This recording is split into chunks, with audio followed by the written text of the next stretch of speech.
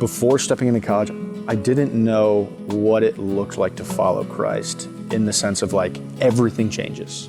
And so it wasn't until college when I had Cody stepping into discipleship with me, when I had community, that shaped and formed me to be like, oh, this is how we do community together. This is how Christ calls us to be a light.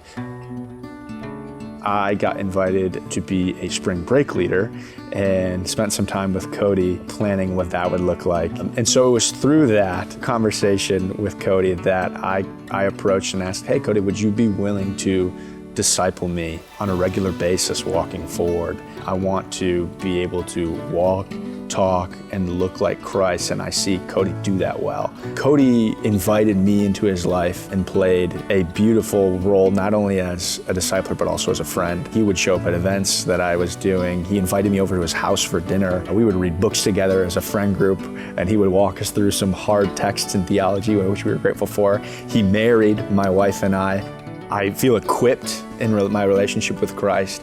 I feel equipped in my workplace and being a discipler through Cody and through CM. I would also like to welcome up someone very special this morning, Austin Phillips, wherever you are at, if you could join me. At Monroe Community Church, I've stepped on staff to be the family discipleship director. Through meeting with Monroe's staff and elders, our visions aligned, and so I think the Lord has invited me into what's taking place here. We have families and young kids coming in, figuring out what it looks like to follow Jesus. They're doing that as a family, but they're also doing that as a community. So as they're students, they're pouring into the young ones. As they're college students, they're pouring into the high schoolers. And it just keeps on going up and up.